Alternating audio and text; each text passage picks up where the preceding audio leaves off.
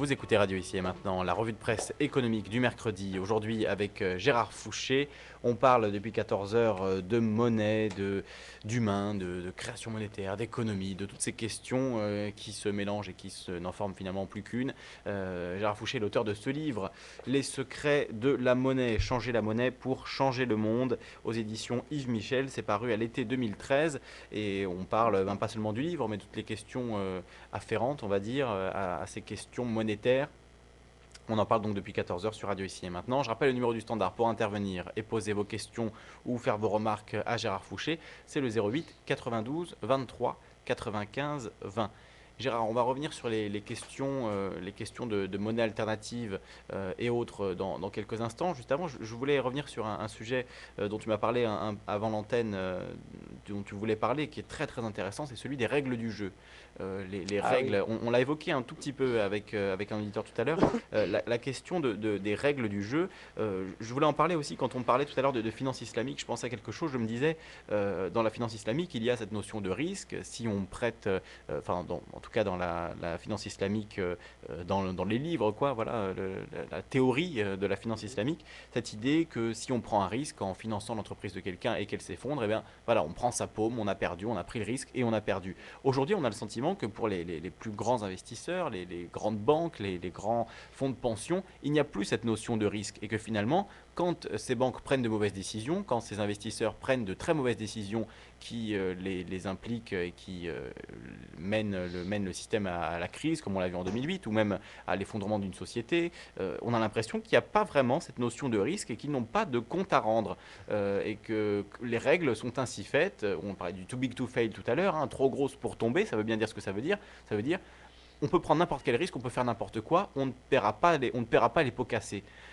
Est-ce que dans cette idée des règles qui influent sur le comportement humain, est-ce qu'on n'est pas tout à fait là-dedans? S'il n'y a pas de risque à prendre des décisions irrationnelles, eh bien on n'a aucune incentive, comme on dit en anglais, Incitation. voilà, exactement, aucune incitation à se comporter de la bonne manière, puisqu'il n'y a aucune règle qui va vous condamner si vous vous comportez mal. Il y a toujours voilà, une ou deux têtes de Turcs qui vont tomber, on pense à Jérôme Kerviel, on pense même à Madoff, même s'il a bien mérité, il a un peu payé pour tout le monde aussi, et finalement, ces grands banquiers, ces grands patrons de banques et de fonds de pension, ne prennent pas véritablement de risques. Il n'y a plus cette notion de risque. Donc voilà, comment est-ce que tu lirais cette question-là à celle des règles du jeu qui sont malheureusement souvent écrites par les lobbyistes eux-mêmes, hein. On l'a vu avec l'Union européenne, avec des articles entiers qui étaient repompés de ce que les lobbyistes proposaient.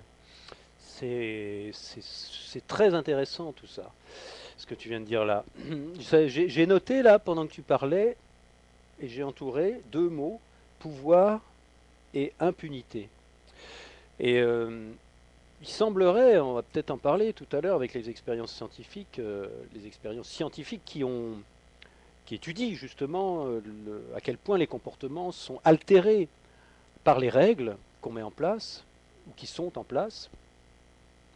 Il semblerait que, aussi bien au niveau de l'État, de la politique, des hommes de l'État, des hommes de pouvoir, que de la banque, peut-être, et c'est pour ça que ton idée est très intéressante, parce que effectivement, on peut faire le rapprochement, que le pouvoir est lié évidemment au fait d'édicter les règles, c'est tout l'objet du pouvoir, c'est de faire les règles, et que le fait d'avoir le pouvoir d'édicter les règles fait que soi-même, on, sent, on ne s'y soumet pas.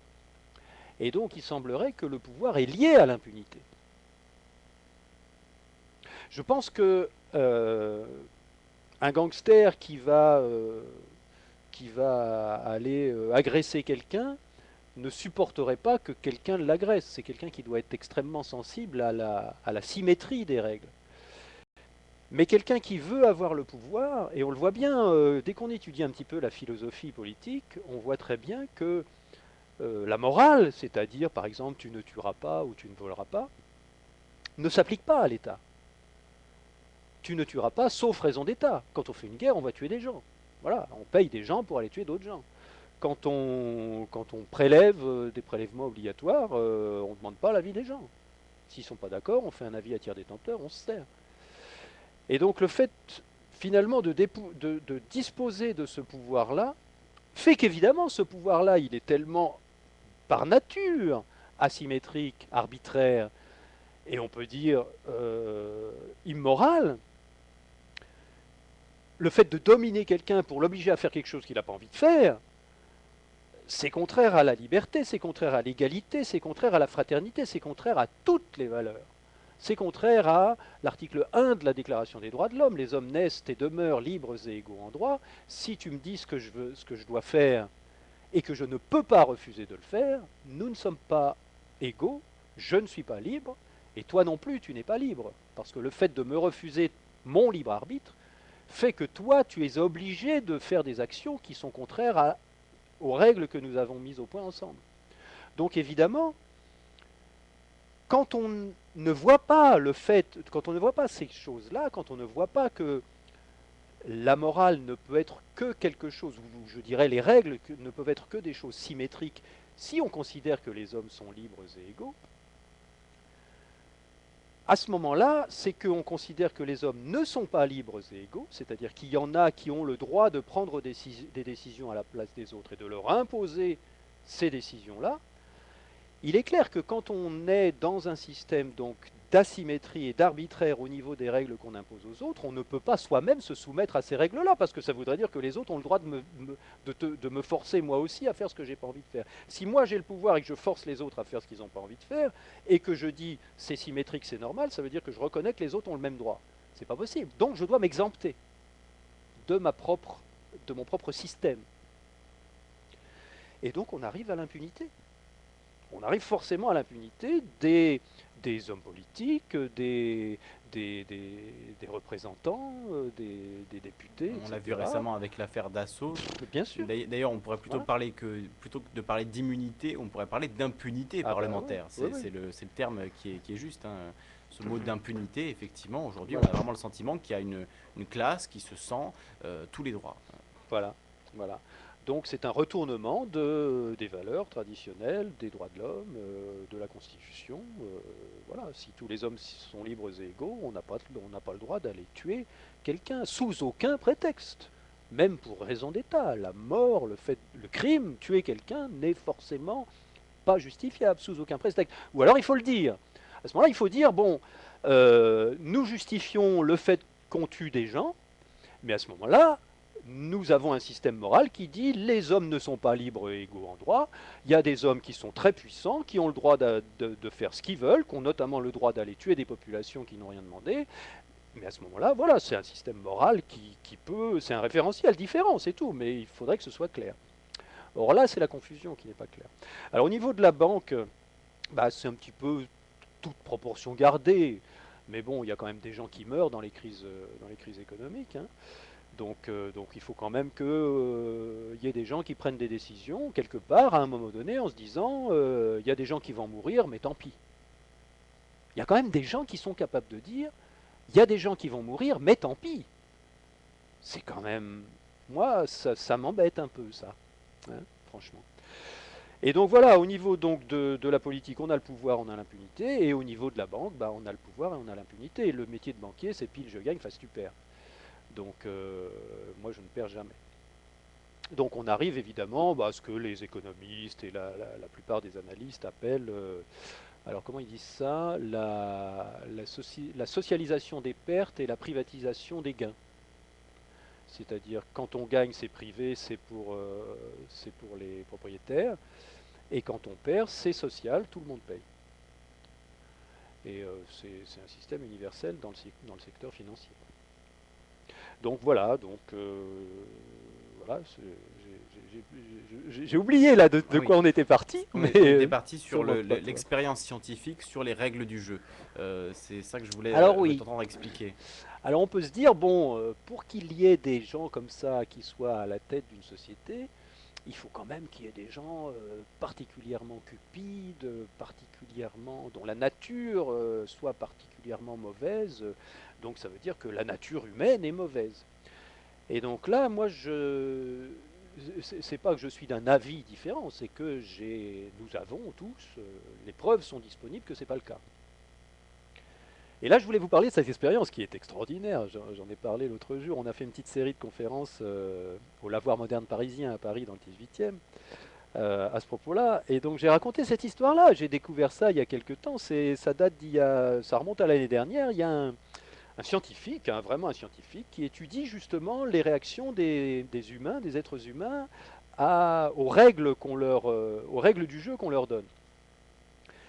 Et son intuition, c'est que ce ne sont pas les comportements de certaines personnes particulièrement cupides qui fait que nous avons dans la société des règles qui favorisent ces gens-là, c'est le fait que nous ayons laissé se mettre en place, peut-être par des gens quand même cupides au départ, le fait que nous ayons laissé se mettre en place des règles qui favorisent les comportements individualistes et cupides, fait que les individus deviennent individualistes et cupides. Alors l'expérience, elle est très simple. C'est un jeu de Monopoly. Sauf que, au lieu que tout le monde ait 100 dollars à chaque tour, au lieu que tout le monde reçoive 2000 dollars au début de la partie pour amorcer la pompe, au lieu que tout le monde ait, je ne sais pas, un petit pion identique pour avancer, il y en a qui ont des pions différents les uns des autres. Et le quatrième critère, je l'oublie à chaque fois, enfin bref, il y a un quatrième critère. Et donc au lieu que les deux joueurs aient les mêmes critères de jeu, on donne à l'un des deux joueurs 200 dollars à chaque tour au lieu de 100, l'autre il a 100, il y en a un qui a 200, l'autre qui a 100. Il y en a un qui a 2000 en début de partie, l'autre qui a 1000 seulement en début de partie. Et il y en a un qui a un pion en forme de Rolls-Royce, et l'autre qui a un pion en forme de godillot, en forme de godasse. Et on les fait jouer. Et on répète l'expérience sur des échantillons statistiquement très valables. Sur des échantillons, ça s'est fait à l'université de Berkeley, en Californie, et on prend une centaine ou plusieurs centaines d'étudiants, et on leur fait faire la même expérience exactement. Et on s'aperçoit de quoi? On s'aperçoit qu'au bout de 5 minutes, forcément, celui qui reçoit le double à chaque tour, celui qui a eu le double au départ et celui qui a la Rolls-Royce, la Rolls-Royce joue pas un très grand rôle dans l'inégalité du jeu, mais bon, celui qui reçoit le double et qui touche le double à chaque tour. Ah oui, et puis attention, voilà, c'est ça, j'ai oublié. Il a deux dés au lieu d'un. Donc il va 2 fois plus vite que l'autre. Bon. Donc celui qui a 200 au lieu de 100, 2000 au lieu de 1000 et 2 dés au lieu d'un, il gagne. Forcément, au bout de 5 minutes, il commence à gagner. Il fait des tours plus vite, il gagne plus. Évidemment, forcément. il ne peut pas ne pas gagner. Et l'autre, il perd. Bon. Et on répète l'expérience. Et à chaque fois, on mesure de la manière la plus précise possible, le volume corporel occupé par le gagnant et par le perdant. On mesure comment il étend ses jambes, on mesure comment il étend ses bras, on mesure le niveau de sa voix, on mesure, je ne connais pas tous les paramètres, mais voilà, ce genre de paramètres. Le volume qu'il occupe dans l'espace. On mesure ça, et puis on mesure autre chose, parce qu'entre les deux joueurs, il y a un bol de bretzel. Et bon, ils ont le droit de prendre des bretzels quand ils veulent, il n'y a aucune indication, et les deux joueurs ne savent pas pourquoi il y a un bol de bretzel au milieu de la table. Et on voit, on constate, on regarde les résultats. Et qu'est-ce qu'on constate? Eh bien, on constate que celui qui gagne, pas tout de suite, au bout de 6-7 minutes, il commence à prendre plus de volume physique que le perdant. Il s'étale, il étale les bras, il croise les mains derrière sa tête, il étend les pieds, il parle plus fort. Il déplace sa Rolls-Royce en faisant plus de bruit sur la table. Et l'autre, à l'opposé, il rétrécit, il prend moins de volume, il met ses pieds sous sa chaise, il parle moins fort.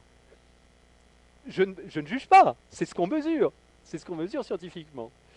Et puis sa petite godasse, il la déplace en faisant presque pas de bruit. Et puis après, on regarde les comportements.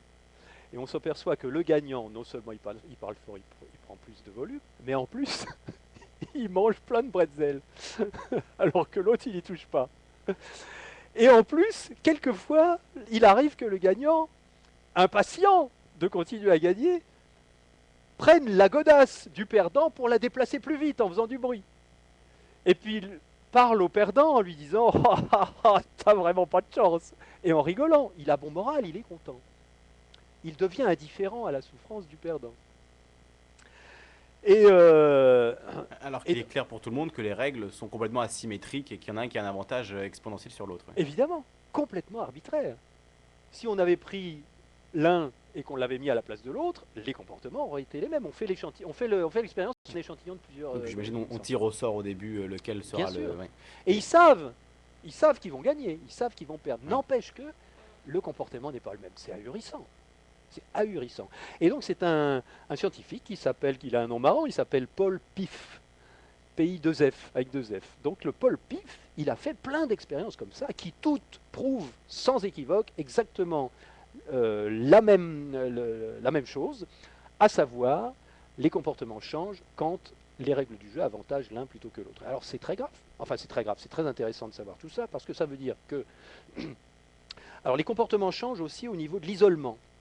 Il y a un autre test, bon, je ne vais pas vous le raconter en détail, éventuellement, on pourrait si on veut, mais qui consiste à mesurer la réaction du gagnant d'une part et du perdant d'autre part à quelqu'un pour lequel on pourrait éprouver de la compassion. Bon, le test, il est très simple. Hein. Au moment de sortir, alors qu'ils croient que l'expérience est terminée, on les fait sortir dans le couloir, et là, il y a une personne qui est un compère de l'expérience, qui en fait est un autre scientifique qui participe à l'expérience. Alors que le gagnant et le perdant sortent, il y a une personne qui arrive avec un tas de dossiers et qui fait tomber tous ces dossiers. Et on regarde qui l'aide à ramasser ces dossiers. Et statistiquement, on constate que les perdants aident beaucoup plus à ramasser les dossiers que les gagnants. Alors c'est très curieux parce que ça modifie même le comportement post-expérience. C'est-à-dire que le gars qui a eu l'impression d'avoir gagné, d'être bon, d'être grand, d'avoir du succès, il est moins compatissant que l'autre qui a eu l'impression de perdre, d'être pauvre et d'être un bon à rien. Il y a moins d'empathie. Il y a moins d'empathie. C'est ahurissant.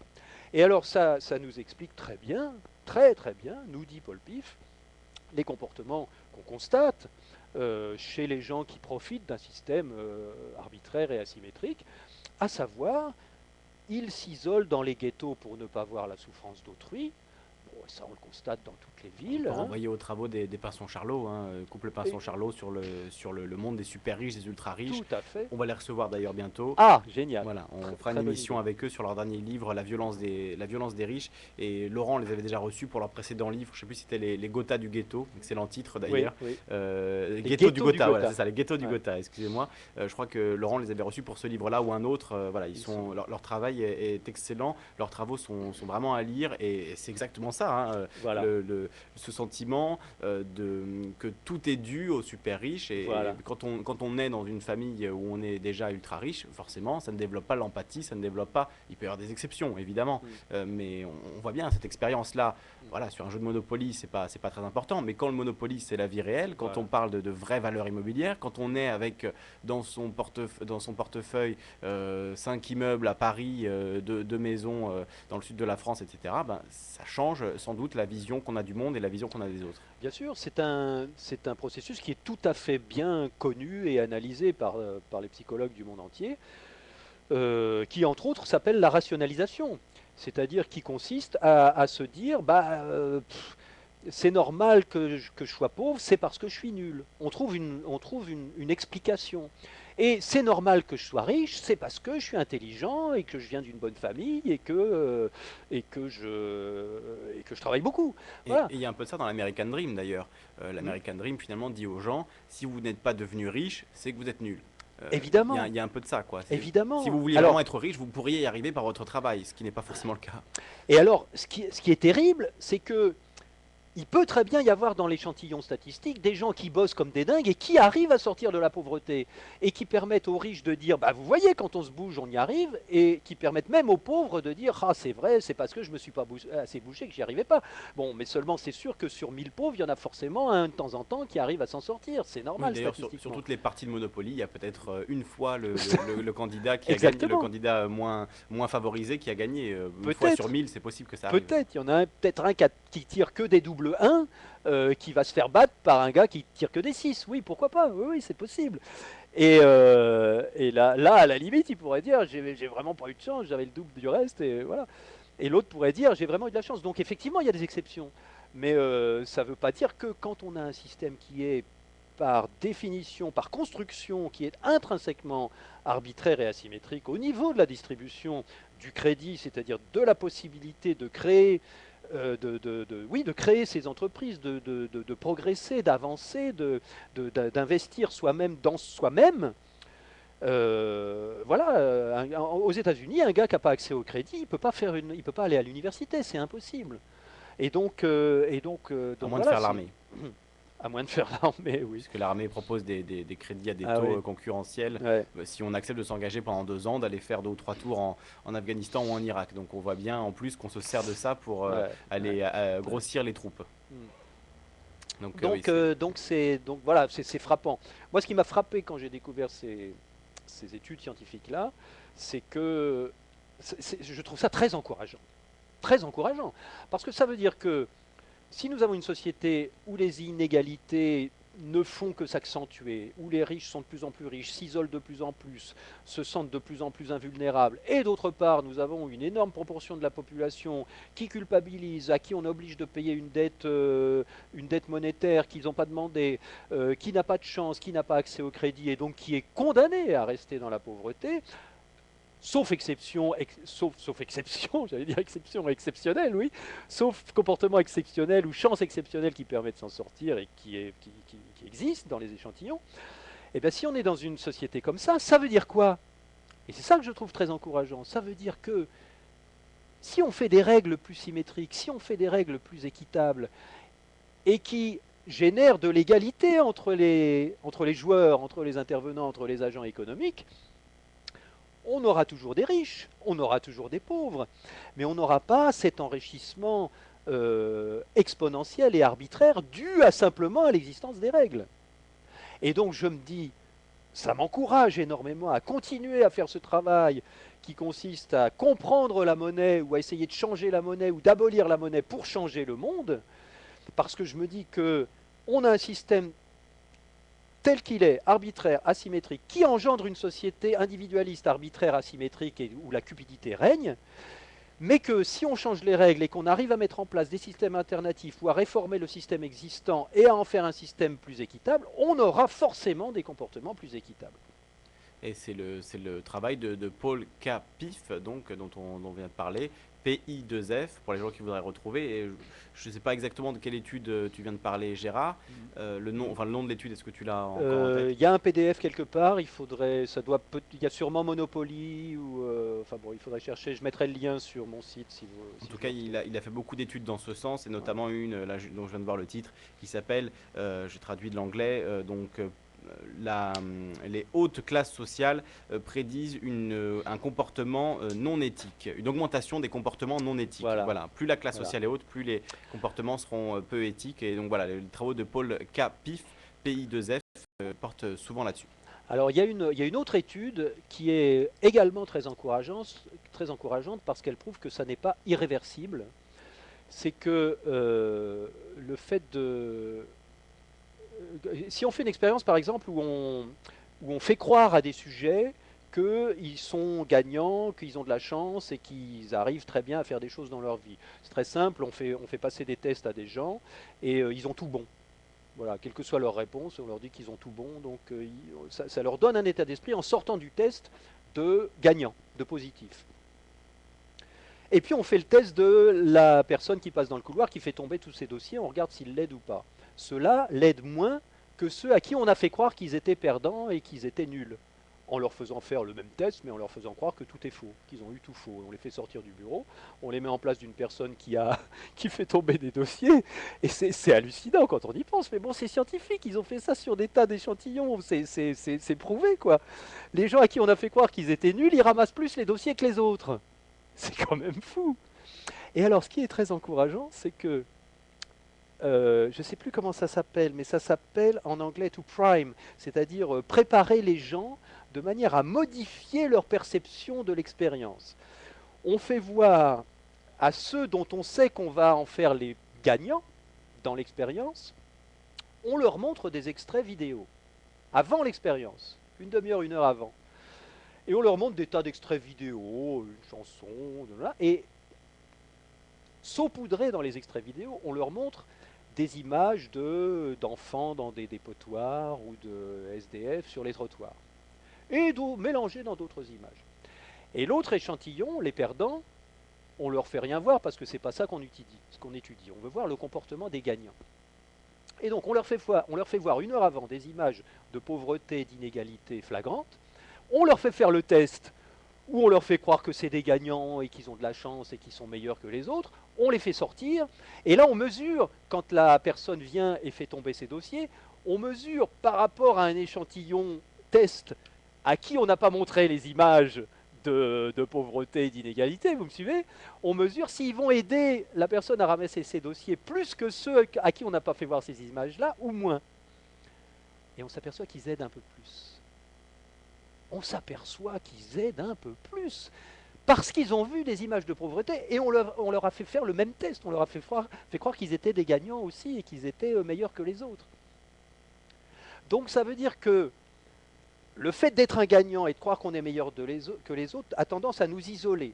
On a tendance à se regrouper en ghetto entre personnes qui ont cette chance-là, de manière à ne pas voir ce qui se passe à l'extérieur, à ne pas en souffrir et à ne pas changer de comportement parce que ça serait mettre en péril ses propres avantages. Mais par contre, si par hasard on est soumis à des vraies émotions qui remettent en cause un petit peu ses privilèges, ça fait réfléchir, ça fait peut-être même changer de comportement vis-à-vis des défavorisés.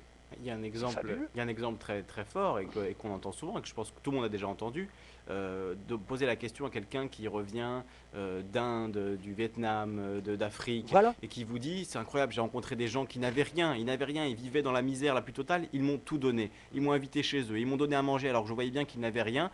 Ça m'a profondément touché, ça m'a profondément transformé et c'est vrai que, je veux dire, quasiment tous les gens qui sont allés dans ces pays l'ont constaté. Des gens qui n'ont rien sont les premiers à donner, alors que si vous allez à New York et que vous n'avez rien, vous n'allez pas trouver grand monde pour vous donner quelque chose. On vous donnera peut-être $1 comme ça en vous regardant de manière méprisante. Donc ça confirme tout à fait les travaux de Paul Capif et de bien d'autres, cette idée que finalement, moins on a, plus on est prêt à donner, plus on est altruiste, plus on a de l'empathie. Oui, ouais.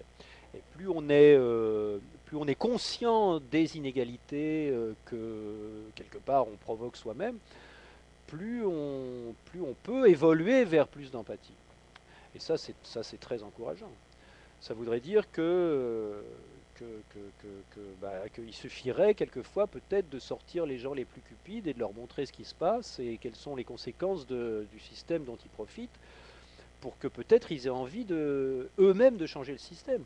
Et là, je reviens à ce que nous disait Manu tout à l'heure, j'ai pas fini, mais je voulais lui dire que, en faisant le manifeste dont j'ai parlé tout à l'heure, vous savez, où je vais déterrer des économistes des années 30 et où je fais la comparaison avec des économistes contemporains qui font les mêmes analyses, vous pouvez le trouver sur Internet, vous tapez manifeste des économistes déterrés. Parce que je suis vraiment allé les déterrer. Et on s'aperçoit que ces analyses-là, elles sont faites par des économistes au plus haut niveau du pouvoir, au plus haut niveau du FMI, au plus haut niveau de l'OMC, au plus haut niveau de la Banque mondiale. C'est pas des rigolos, c'est des mecs qui sont financés par des gars comme George Soros, les pires, le plus haut sommet de la pyramide financière.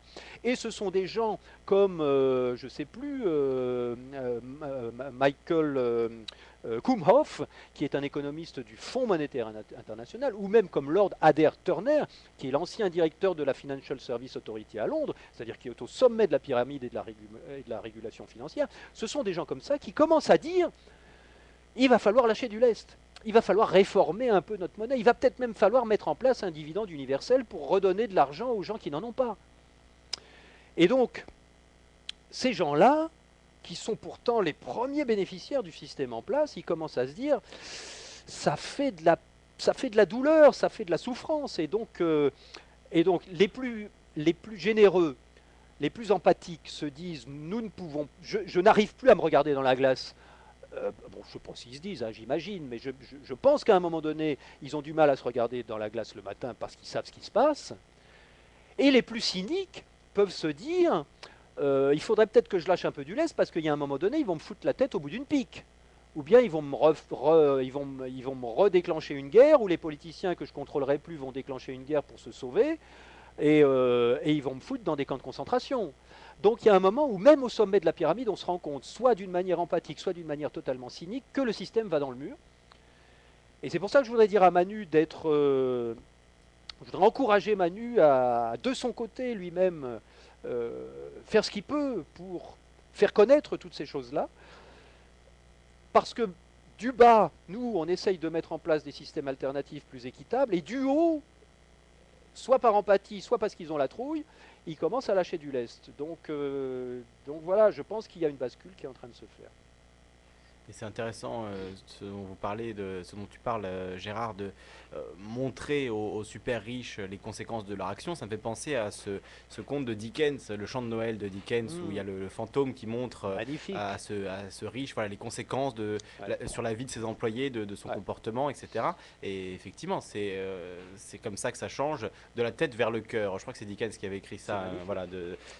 donc on est complètement là-dedans. Je veux dire, Dickens Ouais. avait vraiment perçu ça. Si on montre les conséquences des actes aux personnes, elles peuvent changer, elles peuvent Ouais. prendre conscience. Donc c'est de Ouais. l'espoir et c'est une façon de voir les choses qui nous Bah, donne de l'espoir et de l'optimisme. c'est bouleversant parce que c'est la révélation de la nature profonde de l'être humain qu'on voit en temps réel, qu'on voit en direct. Euh, voilà, toutes ces études, elles ont tendance à nous prouver que la nature profonde de l'être humain, c'est pas d'être cupide, c'est pas d'être méchant ou bon, c'est pas d'être cupide ou généreux. La nature profonde de l'être humain, et on le sait parce que sinon l'espèce humaine n'aurait pas eu autant de succès et on ne serait pas 7 milliards.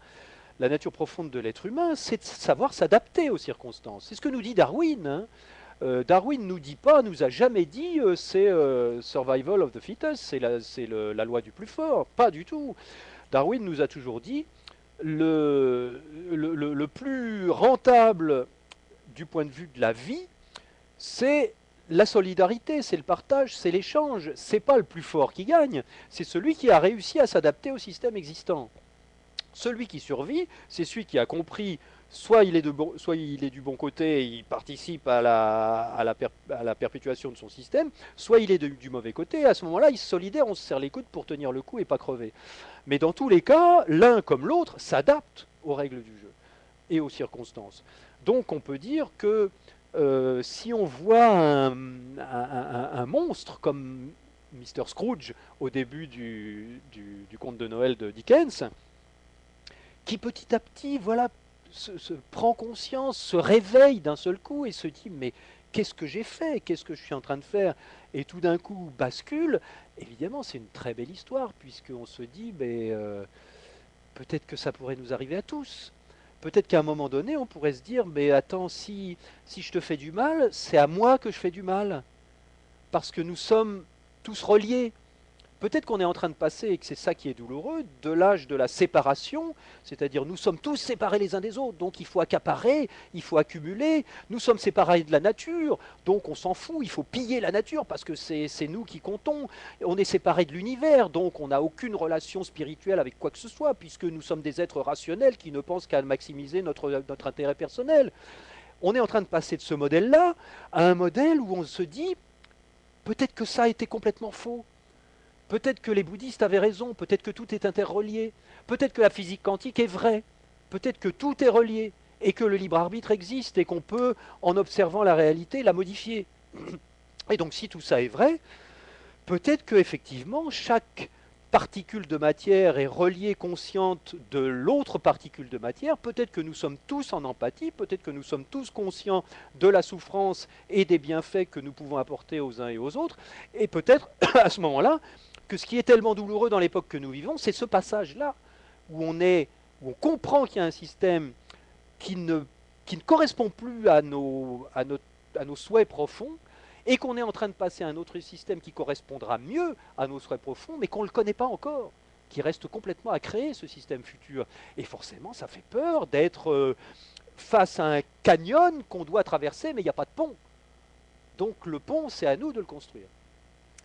Extrêmement intéressant cette réflexion. On accueille Franck à présent. Bonjour Franck.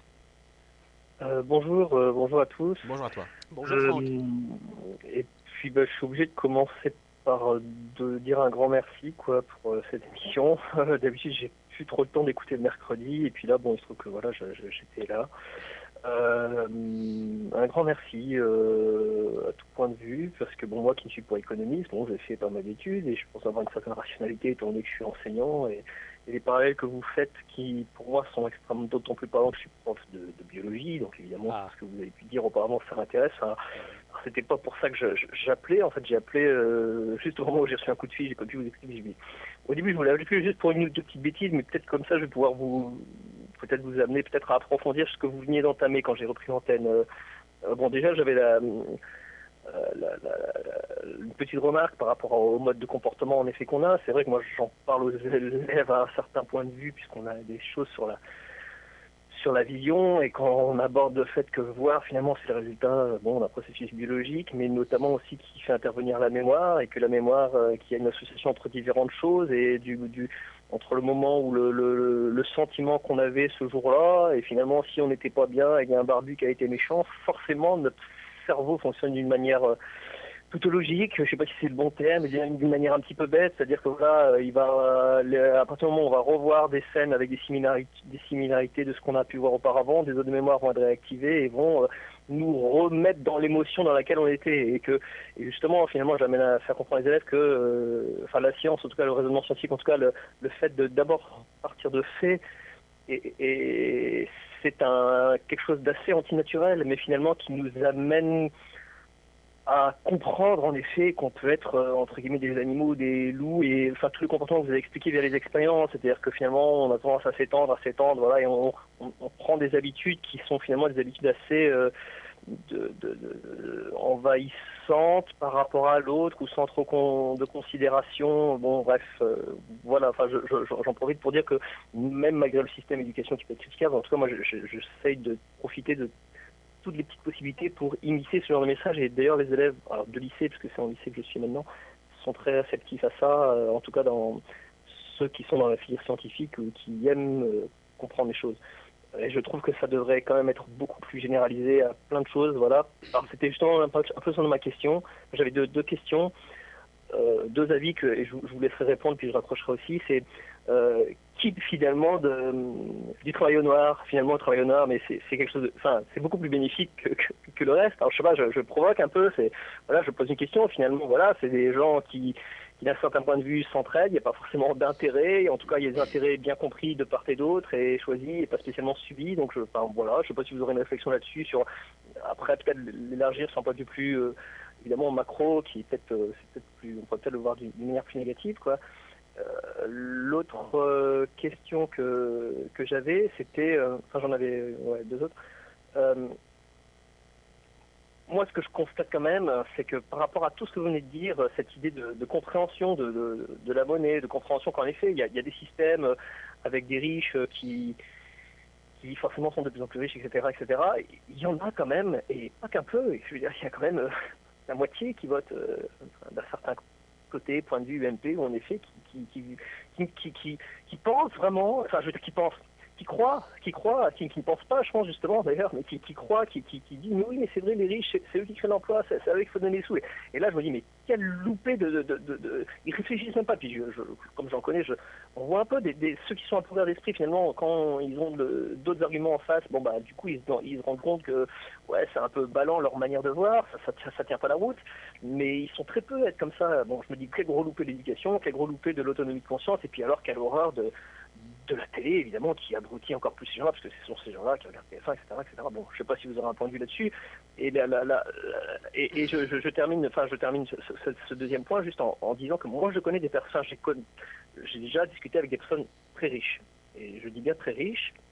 Et en effet, je confirme que ces gens-là, il n'y a rien de malsain, ce sont des gens qui sont très bien, qui peuvent être très savables, qui sont très polis, justement, parce que souvent, voilà, ils ont même pas besoin d'argent, ils n'ont pas besoin de travail pour vivre. Donc de toute façon, ceux que je connais, ceux que j'ai pu rencontrer, discuter avec eux, et ils sont souvent, voilà, plutôt empathiques, humainement parlant. Après, voilà, le fait de repositionner un système, je pense qu'en fait, ils veulent pas prendre parti, justement. Ils sont bien, ils sont dans leur coin, ils sont à leur aise, ils veulent faire leur petite vie dans leur coin, et voilà.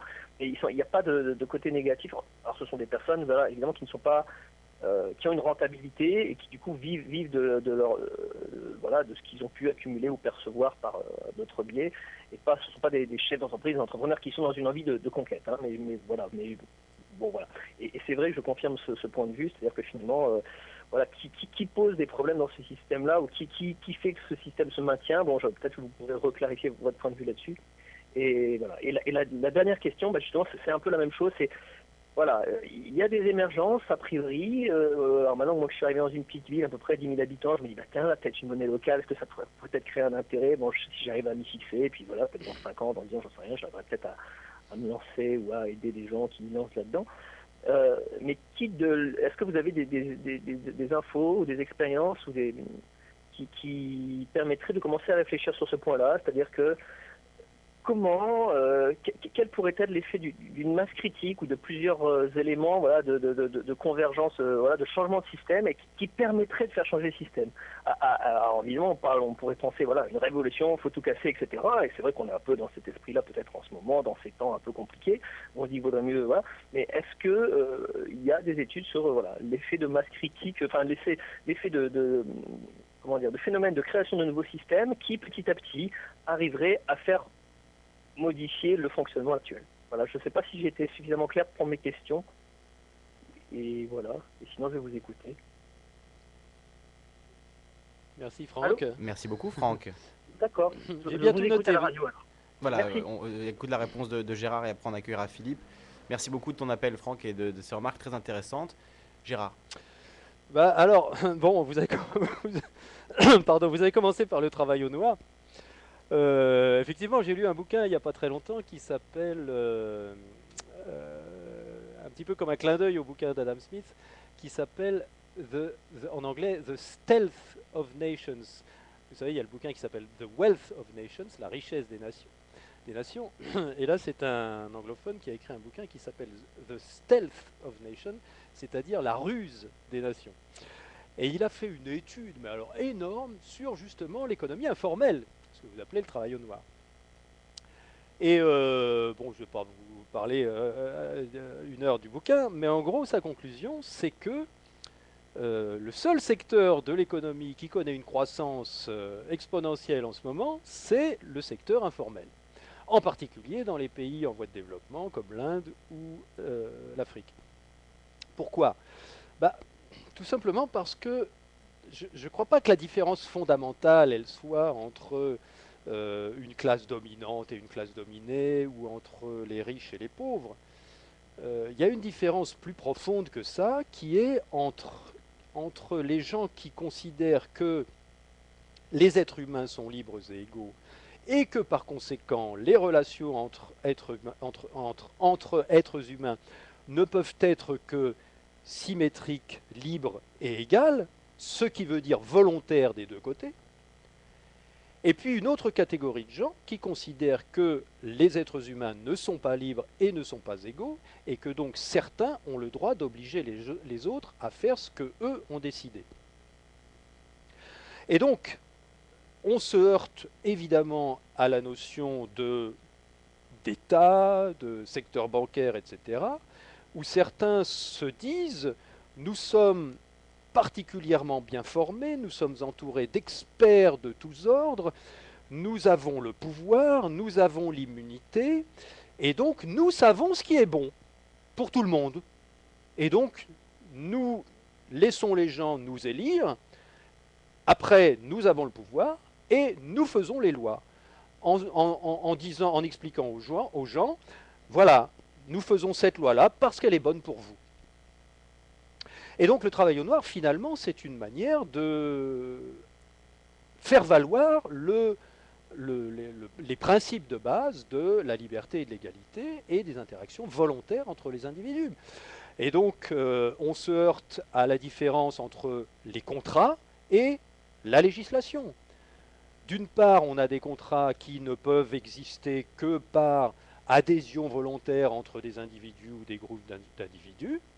Et à ce moment-là, évidemment, chacun accepte de soumettre aux lois qu'on a convenues en commun et auxquelles on a adhéré, officiellement, avec une signature sur un papier précis qui décrit ces règles.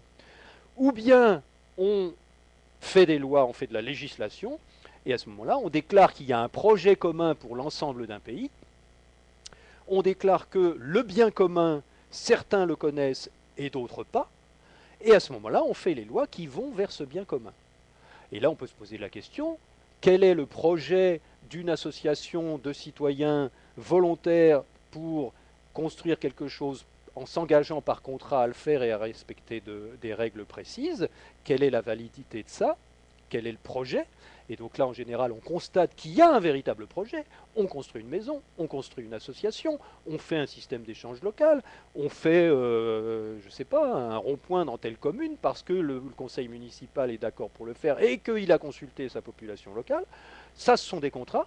Ou alors, d'autre part, est-ce qu'on se dit, il y a des gens qui ont le pouvoir de décider à la place des autres et d'imposer les décisions. Et de les imposer non pas par le contrat, mais de les imposer par la force. Et là, on peut être en droit de se demander, si on fait une structure comme ça au niveau d'un pays tout entier, quel est le projet de la France? Quel est le projet de la France? Pourquoi est-ce que le, entre guillemets, contrat social obligerait tous les Français à accepter des conditions et des projets qui sont le bien commun de la France? Et donc là, évidemment, on se heurte à une incohérence totale. Alors, pour revenir au travail au noir, bah, évidemment, le travail au noir, c'est une petite tentative de dire, bon, bah, nous, écoutez, on préfère le travail volontaire que le travail obligé. Voilà, on préfère se démerder entre nous, et puis, voilà, si on a besoin d'un service en commun, on cotisera, on le fera, mais on veut par-dessus tout être tous d'accord, on veut que les interactions soient volontaires, et que rien ne soit imposé par une autorité supérieure. Alors, ce sont des raisonnements qui ne se font pas consciemment, évidemment, au niveau d'une population, évidemment. Bon, on sait bien que dans toutes les grandes villes, même en France, il y a une énorme partie de l'économie qui se passe de manière informelle. Et donc, bien entendu, ce sont des tentatives finalement citoyennes de se soustraire à un système pyramidal et qui se veut coercitif. Et quand on sait que une grande partie des impôts que nous payons, ce sont des intérêts sur une dette monétaire parce que, blablabla, tout ce qu'on vient de dire au début, la monnaie a été mise sous forme de dette, évidemment qu'on se pose des questions. Ouais, de manière officielle, c'est 50 milliards par an qui partent dans le service de la dette, hein, les intérêts Voilà. de la dette. Voilà. Donc c'est 50 milliards, effectivement. D'ailleurs, on pourrait imaginer, pourquoi pas, une grève des impôts si les gens sont assez nombreux à prendre conscience du fait que les intérêts sont une partie majeure des impôts. On pourrait imaginer un collectif qui se montrait et qui dirait tant que la question de la dette ne sera pas réglée en rendant le pouvoir de création monétaire aux citoyens, nous ne paierons plus nos impôts. Ce n'est pas les impôts qui sont illégitimes, c'est le fait que le fruit de ces impôts va directement au paiement de la dette. Oui, Voilà, tout à fait. cette réflexion-là serait intéressante. Tout à fait, c'est une réflexion intéressante. Oui, il faudrait commencer à y penser. Alors, pour continuer sur les questions, bon, on a un autre auditeur. On a après, Philippe aussi qui est en attente. On va aller très vite. Donc, oui, le fait que les gens votent à moitié, enfin à 50% pour les riches, bon, déjà, c'est pas vraiment 50%, c'est la moitié des votants. Mais parce que les riches, soi-disant, créent de l'emploi, etc. Et vous dites que c'est un loupé de l'éducation. Mais non, au contraire, c'est une réussite de l'éducation. C'est fait pour ça, l'école, les médias, enfin vous apparemment faites exception, en ce sens que vous essayez justement de montrer des moyens scientifiques de voir ce qui se passe vraiment à vos élèves. Mais bon, en gros, tous les systèmes à la fois éducatifs, universitaires et évidemment tous les systèmes médiatiques sont dans un paradigme où quelqu'un au-dessus a l'autorité et donc fait exécuter les décisions qui sont décidées par cette autorité supérieure. Alors que, on le voit bien à l'école, les professeurs qui ont de l'autorité, c'est pas ceux qui imposent leurs décisions, c'est ceux dont la compétence donne envie d'adhérer et de respecter leur savoir. Ça n'a rien à voir. L'autorité imposée et l'autorité reçue comme un cadeau par rapport à la qualité de son travail, ça n'a rien à voir. Et donc bon, tout ça veut dire que le fait que la majorité des gens votent de telle ou telle façon, c'est une réussite du secteur médiatique et du secteur éducatif. Alors, comment ça se fait que le système se maintient Bah, il se maintient pour l'instant par la force, hein. Moi, je ne peux pas vous dire autre chose, si vous voulez. C'est bien évident que si on disait aux gens, bon voilà, à partir de demain, vous avez le droit de choisir de payer ce que vous voulez comme impôt, c'est sûr que ça changerait pas mal de choses, évidemment. Il y a quand même beaucoup de gens qui refuseraient très certainement de payer le service de la dette. Il y a plein de gens qui refuseraient de financer des guerres à l'étranger. Voilà. Or, pour l'instant, ça repose sur tout simplement la définition de l'État tel qu'il est défini par les philosophes comme Max Weber, Christian Michel, etc. À savoir, c'est une organisation qui dispose et qui revendique le monopole de l'utilisation de la force légitime sur un territoire donné. Donc l'utilisation de la force publique, c'est effectivement le moyen d'obliger tout le monde à faire un projet global. Et donc bien entendu, c'est comme ça pour l'instant que le système se maintient. Et puis dernière question, est-ce qu'il y a une masse critique qui permettrait de basculer? Oui, je pense que oui. Je pense que certainement, il y a un moment donné où c'est très difficile de maintenir en place un système inéquitable quand tout le monde le sait et quand tout le monde a des solutions alternatives, c'est clair. Un magicien qui vous fait tenir une femme en l'air et qui passe un cerceau autour, quand vous savez que ça tient avec des fils invisibles ou qu'il y a un truc qu'on ne voit pas en dessous parce qu'il y a un miroir qui le cache, le tour perd tout intérêt. Et le magicien abandonne instantanément son tour. Quand tout le monde est au courant, ça s'arrête du jour au lendemain. Et quand je dis tout le monde, il suffit qu'il y ait un spectateur sur deux qui soit au courant et qui tape du coude à son voisin et qui dise attends, je vais te dire le truc, et puis le mec il s'en va, tout le monde quitte la salle, quoi. Donc je pense que c'est ce qui est en train de se produire peut-être au niveau global petit à petit. Il y a des spectateurs qui commencent à quitter la salle. Eh bien, nous allons accueillir Philippe. Je remercie une nouvelle fois Franck pour son appel et on va accueillir Philippe qui sera le dernier auditeur Ouais. aujourd'hui. Après, on ajoutera une conclusion et on rendra l'antenne pour aujourd'hui. Bonjour Philippe. Oui, bonsoir. Bonsoir à toi. Bonsoir Philippe, pardon de vous avoir fait attendre. Oui, je vous en prie. Donc, déjà, je vous remercie, je remercie la radio pour cette émission toujours aussi créative. Déjà, en fait, je voulais poser une question tout à l'heure. Vous avez parlé de camps de concentration. Et moi, je trouve que vous êtes extrêmement courageux de parler de ce genre de choses, alors qu'on est dans un climat quand même un peu de paranoïa. On ne peut plus plaisanter sur certains sujets, effectivement. Voilà, on peut plus du tout plaisanter sur rien du tout, donc bon, j'espère que la radio n'aura pas Non, de mais problème. ça va aller. Je pense pas que Gérard Fouché ait dépassé les limites. Voilà, on a le droit de faire un petit peu d'humour. Ça va, ça va. Quand même, au train où les choses vont, voilà. Donc, Autant que je me souvienne, je parlais justement du sommet de la pyramide qui commence à... Je pense, hein, moi c'est ce que j'ai constaté dans les vidéos que j'ai vues. J'ai vu en particulier une vidéo de comment il s'appelle, George Soros, qui présentait justement les recherches des économistes dont j'ai parlé tout à l'heure, qui cherchent des solutions pour rendre le système existant un petit peu moins prédateur, un petit peu moins inégalitaire. Et donc j'ai vu dans les paroles de George Soros qu'il se demandait si c'était pas dangereux de continuer un système comme ça. Je pense qu'au sommet, au sommet de la finance, il y a des gens qui se disent il va falloir qu'on arrête petit à petit de créer autant de souffrance parce que la souffrance tout simplement risque de se retourner contre nous. Voilà. Mon expérience personnelle. Je ferme la parenthèse.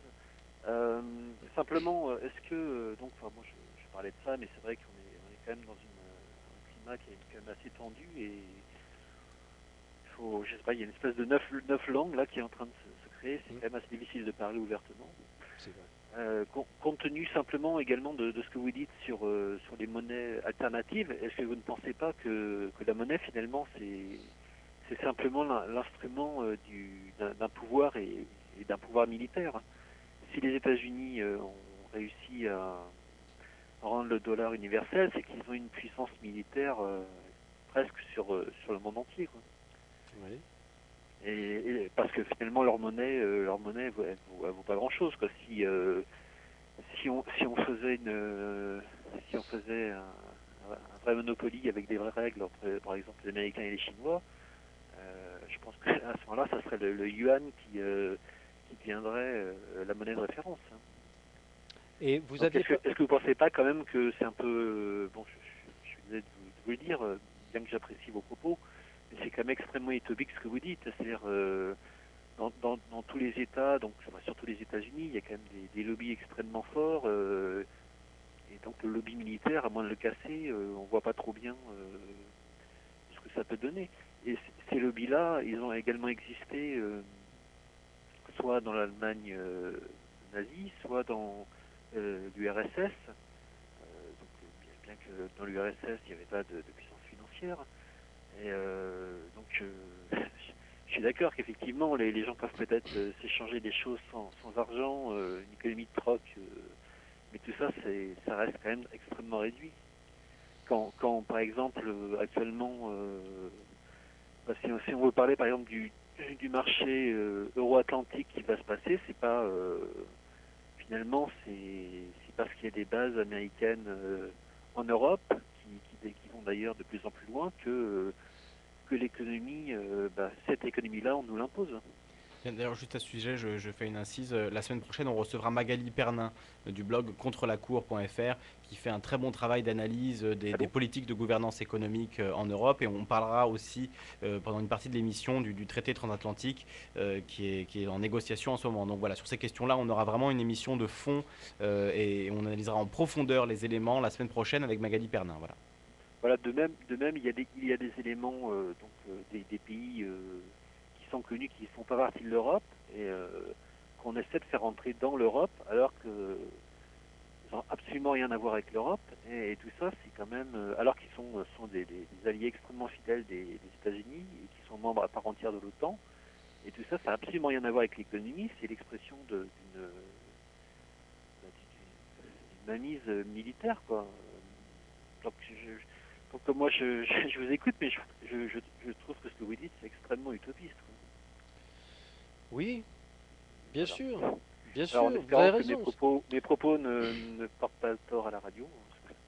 Je vais pas Non, dire- mais on est là pour discuter, il n'y a pas de problème. Donc, oui, Philippe, vous avez raison, c'est utopique.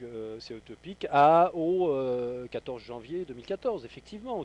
De même que était utopique, je ne sais pas à quelle date, le fait de dire il faut que les enfants arrêtent de travailler en usine.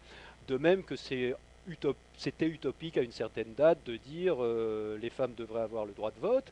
De même que c'est utopique aujourd'hui de dire les femmes on ne devrait plus lapider des femmes pour adultère, de même que c'était utopique il y a quelques siècles de dire il faut abolir l'esclavage. Oui, bien sûr.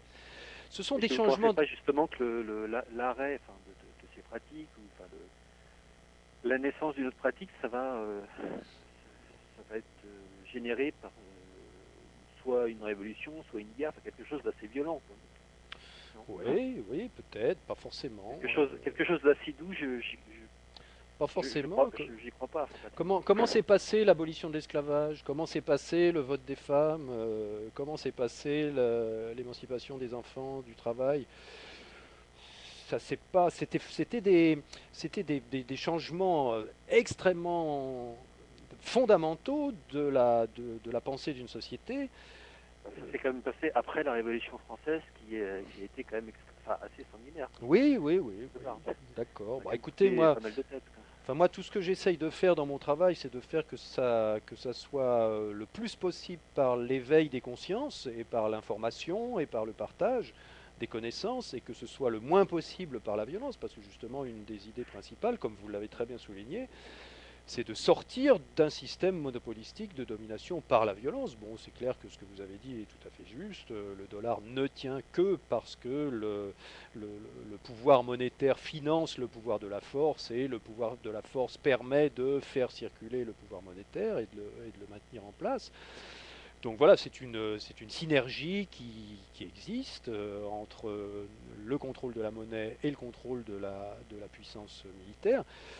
Et donc effectivement, c'est colossal quand on regarde ça, de se battre contre ça. Donc effectivement, on peut se dire, c'est même pas la peine d'essayer. Mais si on propose de dire, c'est par le changement des consciences et par l'éveil des consciences et par la prise de conscience des gens même qui profitent de ces systèmes-là, qu'on va arriver petit à petit à convaincre tout le monde que c'est pas bien de faire bosser des gamins, que c'est pas bien d'empêcher les femmes de voter, ou que c'est pas bien de fouetter des gens pour les faire travailler dans des champs de coton, on va peut-être à un moment donné être de plus en plus nombreux à se dire c'est pas bien d'autoriser une exploitation par la monnaie et d'obliger les gens à travailler pour avoir de la monnaie alors qu'ils pourraient bien. A priori, les gens pensent que c'est bien de. Alors, je ne vais pas parler des femmes, mais par exemple de faire travailler des enfants, de faire travailler des gens à pas cher, puisque Ouais. la consommation, elle est toujours là, quoi. Et on le constate. Là, on nous parle toujours de croissance, mais la croissance, elle se fait sur la consommation. Elle se fait plus tellement sur la production, puisque les pays riches ne produisent plus grand-chose, et finalement, ils font produire, donc dans des conditions pas possibles en Asie, des choses qui revendent, qu'on revend dans les pays industrialisés, et donc tout ça, c'est toujours au détriment des gens qui produisent. Oui, D'ailleurs, oui, oui. on a qu'à voir actuellement, je crois qu'il y a des révoltes au Bangladesh, Ouais. ou des grèves, voilà, bon, donc, enfin, moi je sais pas comment sortir de ce genre de choses, parce que, voilà, enfin, quelque part, quand même, l'Occident s'est créé un peu sur l'exploitation des autres, donc, qu'est-ce qu'on peut faire après? Mais vous avez raison, Philippe. Et je vais finir par ressembler à ce docteur Diafoirus, je crois, de la pièce de Molière, qui, à chaque fois qu'il voyait quelqu'un avoir mal quelque part, il disait c'est le poumon, le poumon, le poumon, vous dis-je. Donc j'ai toujours un petit peu peur de ressembler à ça, parce que j'ai l'impression que je dis la monnaie, c'est la monnaie, je vous dis, c'est la monnaie. Mais bon, tout ce que vous venez de dire, ce sont des conséquences du système monétaire que nous avons en place. Voilà. Donc je me dis, continuons à faire prendre conscience les gens, à faire prendre conscience aux gens de la malignité du secteur, du système monétaire que nous avons laissé se mettre en place. Et puis à la limite, les alternatives, elles vont se mettre en place de leur propre initiative. Mais je crois que le principal, c'est de montrer qu'il y a quelque chose qui ne va pas. De même que à l'époque du vote des femmes ou du travail des enfants ou de l'esclavage, beaucoup de gens ont travaillé sur le fait de montrer que c'était un système qui non seulement était injuste d'un point de vue moral, mais non fonctionnel d'un point de vue pragmatique, mais insoutenable d'un point de vue logique. On peut attaquer sous tous les angles. Le système qu'on a, il ne fonctionne pas, il va dans le mur d'un point de vue logique. D'un point de vue pragmatique, il fonctionne mal. Il y a des gens qui souffrent et qui sont pauvres et qui pourraient apporter une créativité immense au monde. D'un point de vue moral, il favorise des gens au détriment des autres, il est contraire aux libertés fondamentales. Donc de tous les points de vue, on peut prouver, on peut expliquer, on peut démontrer, on peut parler de ce système et montrer toutes les conséquences qu'il a, toutes les conséquences que vous venez de dire. Mais faisons attention à ne pas nous révolter, à ne pas nous mettre en colère contre des conséquences de quelque chose qui est fondamental, qui est le gène fondamental de la société. Donc, si nous sommes en mauvaise santé, c'est la monnaie, vous dis-je, c'est la monnaie. Oui, et faire attention de de pas devenir. C'est Diafarus, c'est ça, Oui, le oui, je sais docteur plus, de oui, je Molière. crois. Ouais. Oui, mais c'est vrai que la monnaie est une des causes principales, si ce n'est la cause des causes, comme dirait La monnaie, Étienne Chouard et comme voilà. l'avait dit Hippocrate avant lui. La monnaie telle qu'elle fonctionne Voilà. actuellement, telle qu'elle marche. Et bon, on n'aura pas eu le temps de s'étendre sur les questions de monnaie alternative, ça aurait été intéressant d'en parler. Bon, ce sera Ouais. une occasion de te réinviter, Gérard, D'accord. pour reparler de ça. Ça marche. Et on aura le temps d'en discuter. Un mot de conclusion pour conclure cette émission. Là, on va s'arrêter là, mais on a encore le temps d'ajouter une conclusion en 2 minutes. Sur quoi tu voudrais finir? Sur quelle note voudrais-tu finir, Gérard? Sur une note d'espoir, parce que je vois qu'il y a des gens qui nous appellent, là, Philippe, Manu, des gens comme ça, qui ont l'air vraiment pessimistes et qui se disent mais à quoi bon lutter contre 700 bases militaires dans le monde? Et oui, effectivement, à quoi bon lutter contre la suprématie du dollar, à quoi bon lutter contre la suprématie militaire des États-Unis sur le monde? Bon, vous regardez où sont placées les bases militaires américaines dans le monde, vous verrez, il y en a tout un tas au Japon, il y en a tout un tas en Allemagne, tout près de chez nous, il y en a tout un tas autour des pays du Moyen-Orient qui ne respectent pas le paradigme monétaire En Turquie, en Arabie habituel. Saoudite, Voilà. ouais, Et donc, en Irak. donc c'est sûr que une monnaie monopolistique, une monnaie imposée, ne repose en réalité que sur le monopole de la force publique de l'État qui l'impose. Voilà. S'il n'y a pas la force publique d'un État pour imposer soit la circulation de la monnaie dans des pays étrangers, soit des prêts obligatoires à des pays étrangers, soit une monnaie dette à l'intérieur d'un pays qui oblige les gens à se soumettre et à payer des impôts pour la faire fonctionner et qui l'oblige tout le monde à l'utiliser, s'il n'y a pas ce monopole de la force, il n'y a pas de monopole monétaire et donc il n'y a pas de monnaie asymétrique comme celle qu'on a aujourd'hui. Donc en exposant bien, en analysant bien tout ce pourquoi, tout ce comment ça fonctionne, on s'aperçoit que plein de choses qui nous révoltent, qui nous rendent pessimistes, sont des conséquences de ce système génial et extraordinaire qui fonctionne très bien pour la partie de la population qui en profite. Et que donc, en devenant tous de plus en plus conscients de ça, ça va être de plus en plus difficile de maintenir le système en place. D'autant plus que tous autant que nous sommes qui prenons conscience de tout ça, nous réfléchissons, et là je peux vous dire que ça réfléchit dur, hein. Ça fait 1 an que je rencontre des gens dans toute la France, et je peux vous dire qu'entre l'année dernière et maintenant, c'est le jour et la nuit.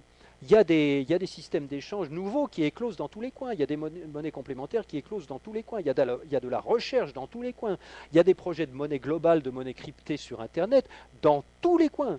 Et donc c'est une véritable pépinière extraordinaire, c'est le printemps de la liberté qui est en train de se produire sous nos yeux. On est face à une désertification de la monnaie par un modèle unique, un monopole qui est imposé dans le monde entier, dans la plupart des pays. Et dans ce désert, il y a des fleurs, il y a des petits arbres, il y a des légumes, il y a des plantes qui explosent partout. C'est le printemps dans la population, c'est le printemps dans la création de systèmes différents. Et ça va très loin. Il y a des gens, et on pourra peut-être en parler la prochaine fois, et ça tomberait bien parce que j'aimerais bien avoir étudié ça de plus près. Il y a beaucoup de gens aussi qui disent on pourrait, pourquoi pas, abolir totalement la monnaie. Il y a tout un mouvement qui dit ce qui compte, c'est les échanges de biens réels, c'est les échanges de services réels. Et qu'est-ce qu'on a besoin de s'emmerder à compter tout ça et à faire des comptabilités, alors qu'on pourrait très bien juste baser notre économie sur ce qui est disponible, sur ce qu'on produit, sur ce dont on a besoin. Je dirais, en conclusion, pourquoi pas ? Si on doit remplacer quelque chose, si on doit remplacer le système existant avec tous ses défauts, toutes ses conséquences par quelque chose, je dirais peu importe ce quelque chose, du moment qu'on y réfléchit. Et pour conclure, comme tu le disais à Philippe juste avant, l'esclavage a été aboli alors que c'était pas gagné d'avance, le travail des enfants, les vacances ont été obtenues, enfin 5 semaines de vacances par an, etc. Ça, c'était les combats de nos parents, de nos ancêtres. Tous les gens qui ont eu ces propositions-là au départ ont été taxés d'utopiques et de cinglés. Évidemment, ils se sont battus, ils ont fini par gagner. Donc maintenant, ne partons pas perdants. Nous aussi, nous avons nos combats à mener en 2014, qui ne sont pas les mêmes qu'en 1950 ou qu'en 1880. En tout cas, il faut qu'on les mène aujourd'hui pour que plus tard, d'autres puissent dire heureusement qu'ils étaient là avant nous pour l'avoir fait. Donc voilà, je pense c'est la responsabilité qu'on a aujourd'hui. Donc on va continuer à travailler là-dessus, comme tu l'as dit, à réfléchir, à nourrir cette pépinière extraordinaire d'intelligence, de créativité qui est là, qui existe. Hein, ça, on ne peut pas le nier. Voilà, ouais. On peut être aussi pessimiste qu'on veut, on ne peut pas nier qu'en tout cas, il y a des gens qui ont des bonnes idées et qui cherchent à les faire appliquer. Après, sur la manière, ça reste à voir. Mais voilà, en tout cas, la lutte commence, on va dire, et elle continue surtout. Merci beaucoup Gérard Fouché, merci de ta venue dans nos studios et on se retrouve prochainement, on refera une émission ensemble dans 1 ou 2 mois sur un autre sujet, sur un nouveau livre, pourquoi pas, tu nous diras exactement ce qu'il en est. Donc voilà, on se reverra prochainement Gérard Fouché pour de nouvelles émissions et de nouvelles discussions à l'antenne de Radio Ici et Maintenant. Merci beaucoup. Avec grand plaisir. Bonsoir à tous et merci Lisandre, au revoir. Salut à toi. Vous écoutez Ici et Maintenant, 95.2 FM.